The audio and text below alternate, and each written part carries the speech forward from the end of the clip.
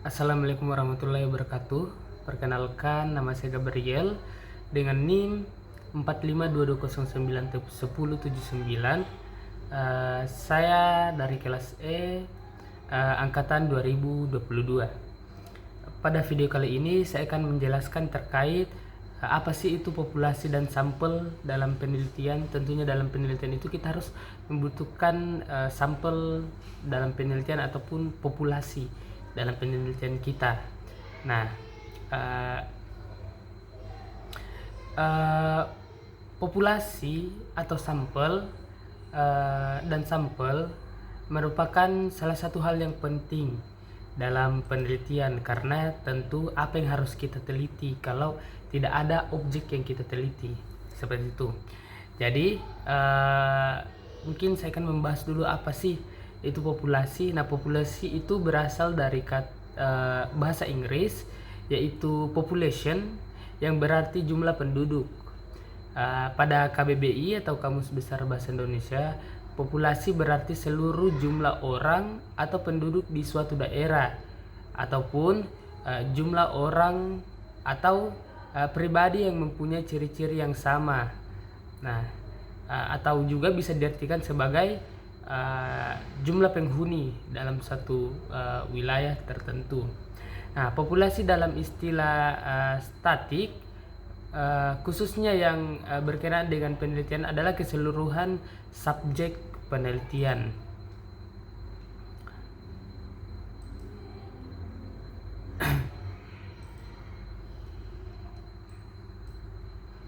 Nah, populasi merupakan suatu universe, yakni wilayah generalisasi yang terdiri atas subjek atau objek yang mempunyai kuantitas dan karakteristik tertentu yang ditetapkan oleh peneliti untuk dipelajari dan kemudian ditarik kesimpulannya. Populasi tidak hanya berupa orang, tetapi juga bisa berupa benda dan hewan dan lain sebagainya. Jadi populasi ini tidak hanya berfokus pada manusia, tapi juga bisa berfokus ke benda, hewan atau apapun itu. Nah, di sini ada jenis-jenis populasi. Yang pertama itu populasi terbatas, yaitu populasi yang memiliki sumber yang jelas batas-batasnya secara kuantitatif. Misalnya mungkin 5.000 orang.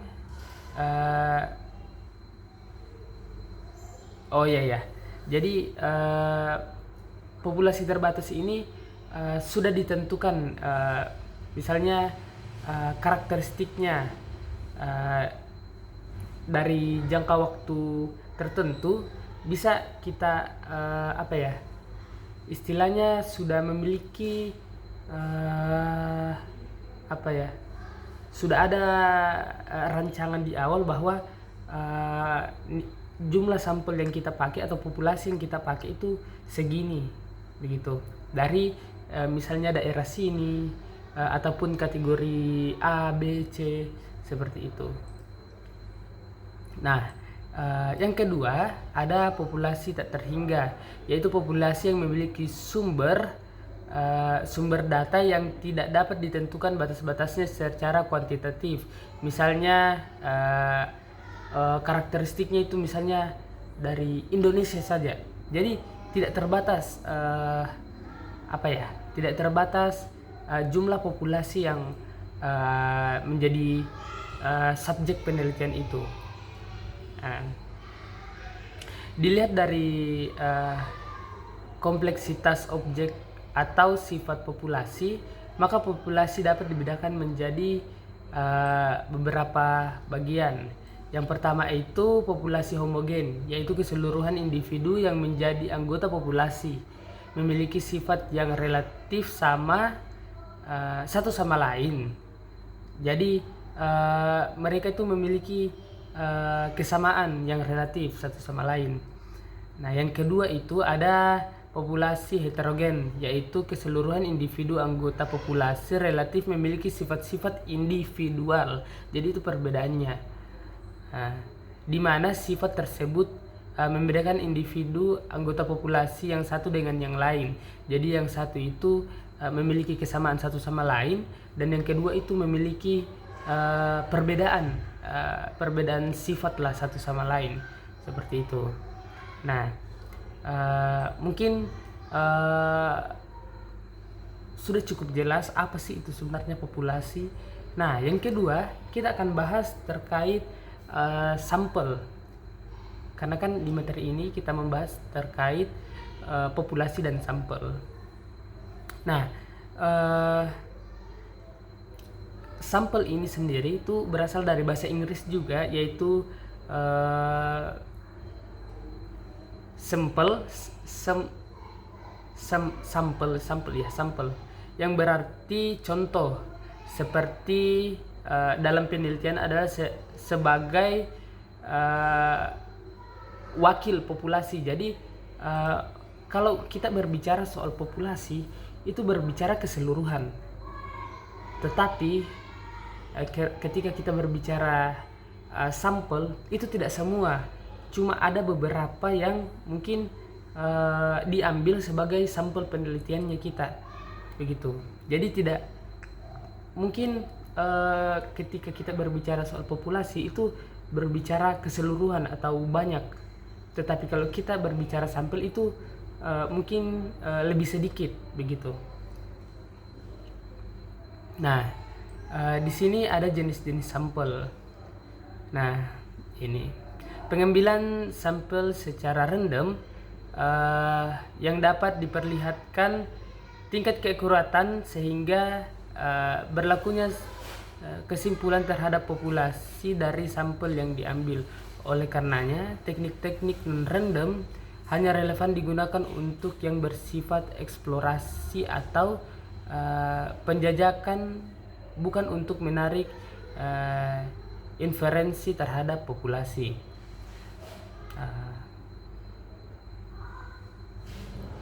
Mengenai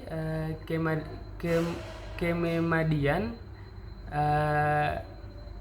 jumlah dari satu sampel, pada prinsipnya semakin besar jumlah sampel yang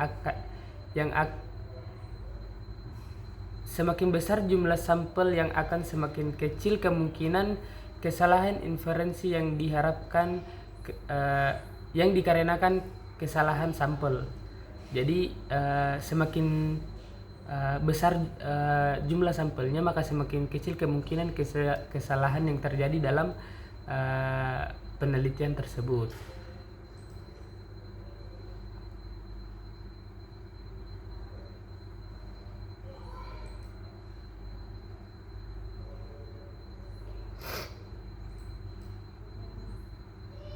Oke, ini dari karakteristik populasi, mereka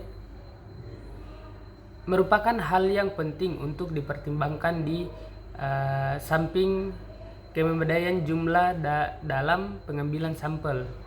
Secara sederhana, sampel penelitian dapat diklasifikasikan dalam yang pertama itu sampel probabilitas, dan yang kedua itu sampel non probabilitas.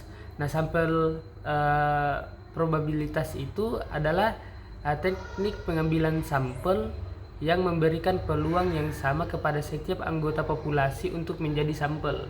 Jadi kesempatan kepada semua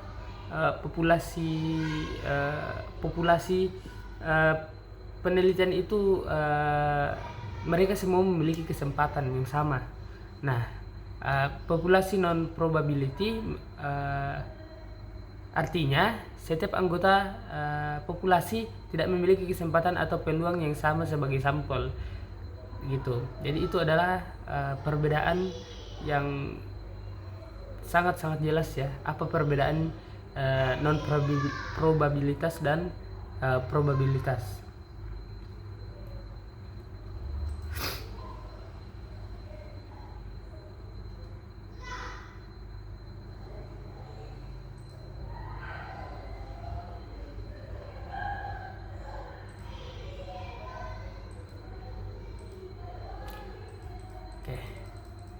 Di sini ada teknik pengambilan sampel.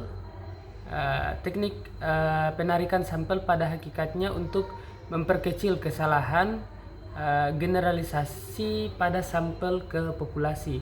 Hal ini dapat dicapai apabila diperoleh sampel yang representatif, artinya sampel yang benar-benar mencerminkan populasinya. Jadi sampel ini dapat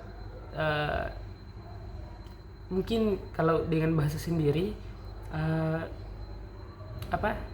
sampel yang diambil ini dapat mewakilkan karakter ataupun sifat-sifat dari semua populasinya begitu. Jadi istilahnya dia bisalah untuk menjadi seluruh teman-temannya begitu, memiliki karakter yang sama dengan teman-temannya. Oke, baik, mungkin itu saja dari saya. Sangat terbata-bata dan banyak hal yang kurang dari saya, tapi melalui video ini ada beberapa ilmu yang sangat-sangat berguna untuk kita semua pelajari. Sekian dari saya. Wassalamualaikum warahmatullahi wabarakatuh dan terima kasih.